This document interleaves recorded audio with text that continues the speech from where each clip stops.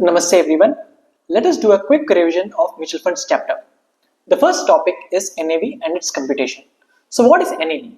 NAV is nothing but net asset value. It is the net worth of the fund. So how do you compute NAV? So first take assets and then take liabilities. Deduct liabilities from assets, then you'll get net asset value and divide this net asset value by number of units so that you get net asset value per unit. So, what all do you need to consider in assets? Take listed securities at market value, unlisted securities at cost or fair value as per the question. Then take cash if it is given. If it is not given, then we need to compute cash. How do we compute cash? First take issue proceeds, then add, first take issue proceeds, then subtract initial expenses, then subtract any investments made out of proceeds, then add sale of investments, then add dividend income or any other kind of income, then subtract distributions and subtract fund management expenses and add any other cash inflow and subtract any other cash outflow. With this you get cash. Now liabilities. First take accrued expenses and then take any other liability into consideration. So we are done with NAV computation. NAV computation is done. Next, load. Suppose I want to invest in a mutual fund scheme and I'll invest in that scheme and the unit price will be the latest available NAV. But the fund will charge me something called front end load over and above this NAV.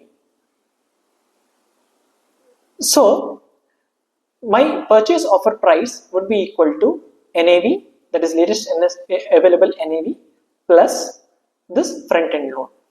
So if I have to calculate front end load in percentage terms, then it is purchase offer price minus NAV divided by NAV.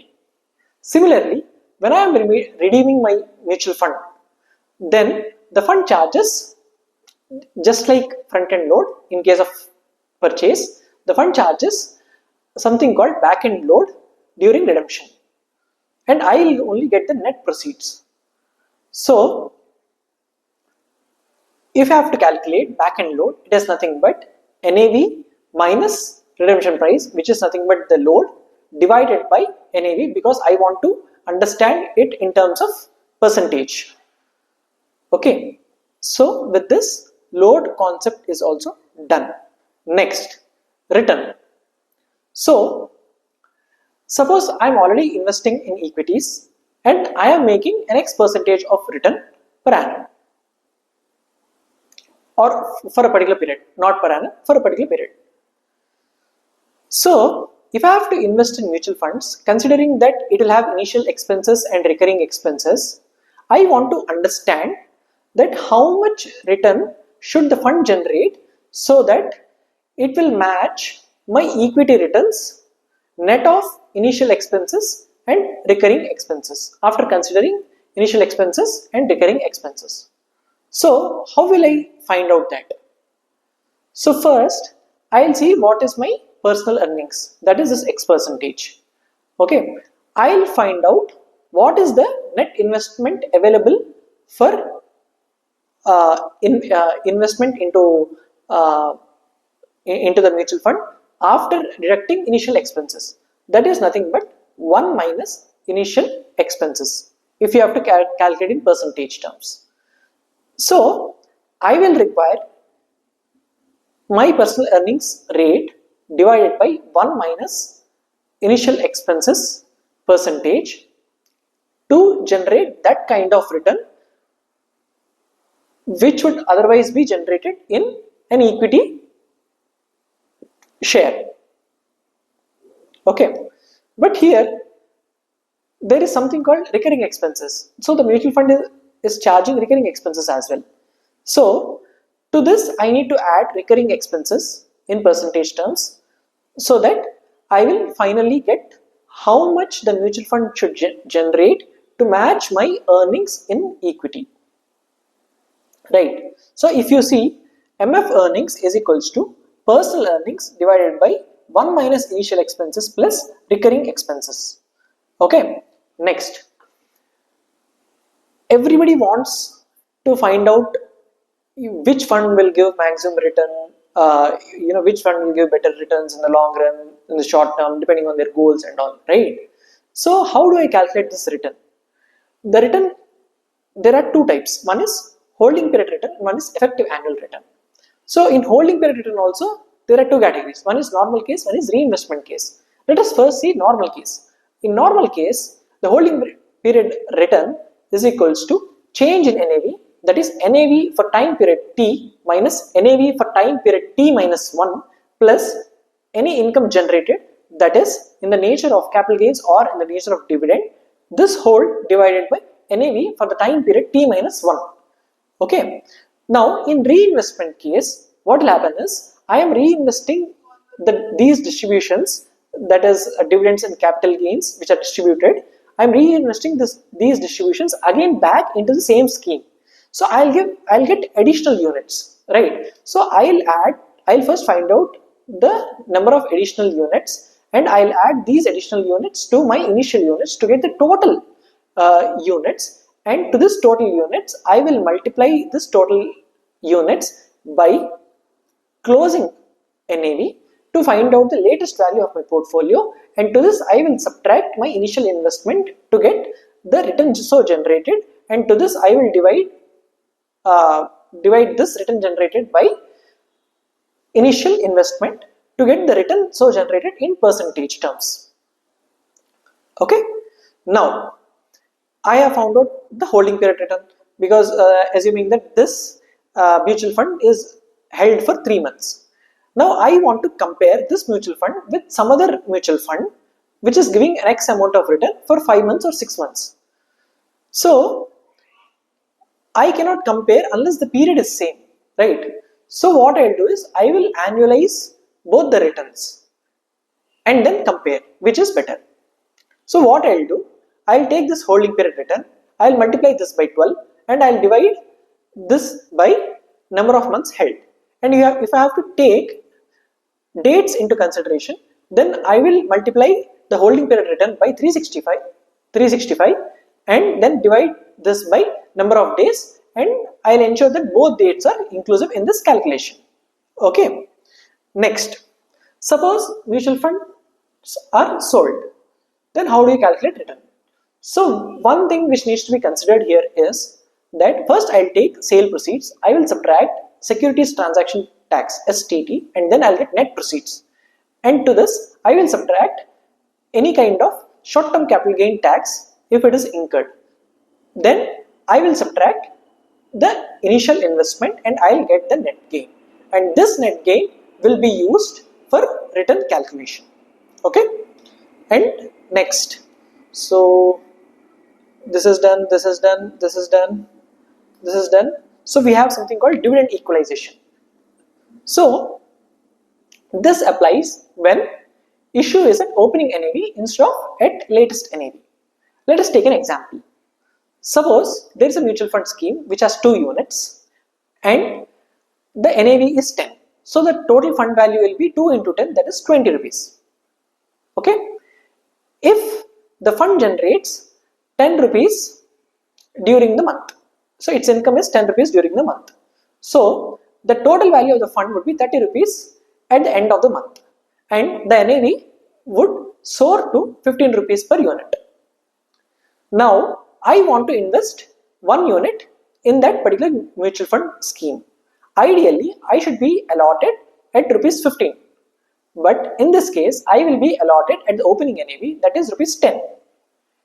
And if I am allotted 1 unit at rupees 10, then the total fund value will be 30 plus 10, that is 40. And if you divide this by 3 units, and you will get the value to be 13.33 per unit, where the initial unit holders are at loss, because from 15 their value got reduced to 13.33. So to compensate for this, what the fund house will do is it will charge from me something called dividend equalization, and this will be equal to the fund the return that is generated by the fund during the period divided by number of units. So it is per unit return generated by the fund. So here in this case it generated 10 rupees and there are 2 units. So it will be 10 by 2, that is 5. So the dividend equalization that it charges to me per unit would be equal to 5. So this is how dividend equalization is calculated. And similarly, now that there are 3 units, and among us 3 different people, one wants to redeem his 1 unit in the month of May, and the fund has already generated 3 rupees in total in the month of May. So that means per unit it has generated 1 rupee for the month of May. So ideally what happens is that he'll redeem his mutual funds at the latest available NAV at that point in time. But in this case, he will redeem his mutual fund unit at the opening NAV, and the fund will give him the dividend equalization benefit, that is 5 rupees per unit for the month of April and 1 rupee per unit for the month of May that is generated. That will also be included in the redemption price. So holistically, if you see, he is getting the same amount, but it is just that we are splitting things. Okay, so also we need to consider that if there is any entry load during purchase and any exit load during sale, even those adjustments are taken care of. So if you see, the issue price would be opening NAV plus dividend equalization plus entry load, and redemption price would be opening NAV plus dividend equalization minus exit load. And if I have to calculate the income available for distribution in order for me to pay dividends in the future, then I will take the income so generated during the month plus the dividend equalization collected minus the dividend equalization paid. Okay, and if I have to calculate the closing NAV, okay, after payment of dividends in the upcoming months, then I'll first take opening NAV. I'll see if there is any portfolio appreciation or depreciation, and I'll add or subtract respectively, and I will add the income so generated, and I'll add issue proceeds. Then I will deduct all the repurchases that had taken place, and also I will deduct distributions. Okay, and this thing will be divided by closing number of units to get the closing NAV per unit. Okay, with this we have completed dividend equalization. Next, rebalancing portfolio. So I'll take a case wherein an investor wants to put his sum of money into equity and debt. Okay, so he'll put 50% in equity and 50% debt, and he will have a rule that whenever the NAV of the equity, the closing NAV of the equity for a particular month rises or decreases by a particular percentage or by more than a particular percentage, then he will rebalance his portfolio, or else he will keep it as it is. So suppose let us take the percentage to be 5%.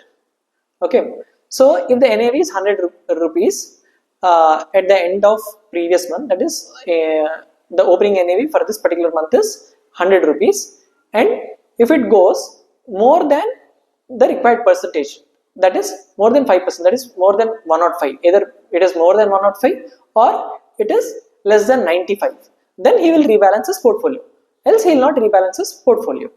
So how does he rebalance his portfolio? He will ensure that his portfolio is equally split into equity and debt. Okay, and this procedure he will do for certain number of months, and finally he will see what is the return generated, and he will compare it with the scenario where he did not do all this rebalancing stuff but just invested in that equity portfolio, and he just sat and he relaxed. Okay, So it is very easy to find out what is the return generated in the second scenario, where he just invested in the equity portfolio and he relaxed. But to find out what is the return generated in the first case, that is where he is rebalancing his portfolio every time the change is more than the set percentage, we actually need to use this table. So first we'll take month and we'll plot all the months and we'll plot all the corresponding NAVs. Then we'll take equity. We'll find out the equity based on the NAV, and the formula would be the previous month's equity into current month NAV divided by previous month's NAV will give us current month equity, and bond will be same as previous month's bond value, and when you add equity value and bond value we get total value. Okay, now the check whether we have to rebalance or not. For that we have to find out what is the percentage change in NAV when compared to previous month's NAV.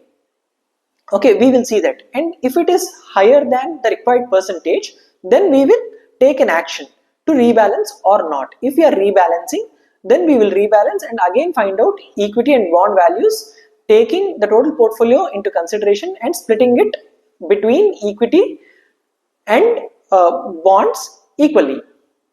So this exercise we will do it throughout the period that is given in the question, and then we will stop and then we will find out what is the return generated by taking the final portfolio amount into consideration and subtracting the initial investment from the final portfolio and dividing the net return generated by the initial investment, and we will get the return percentage.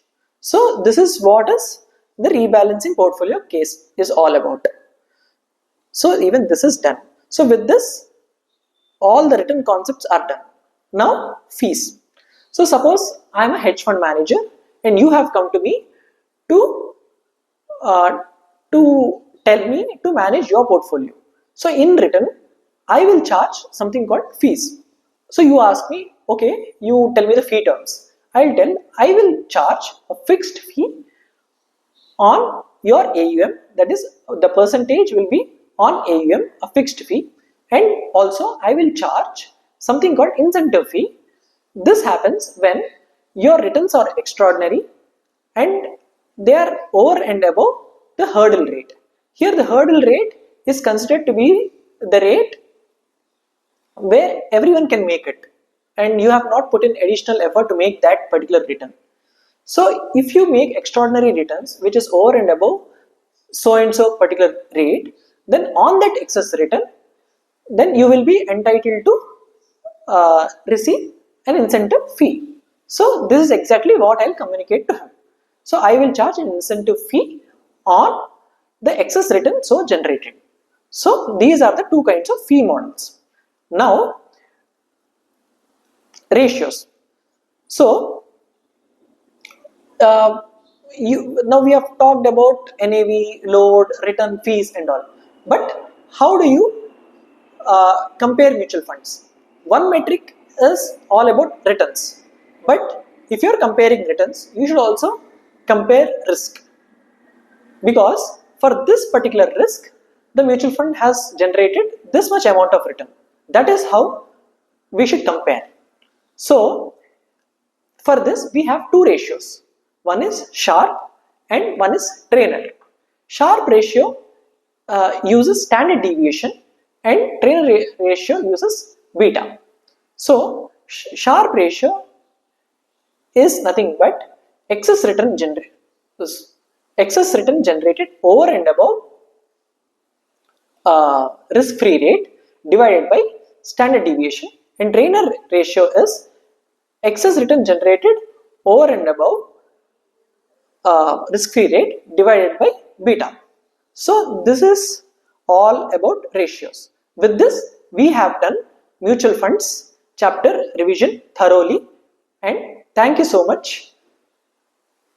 All the best.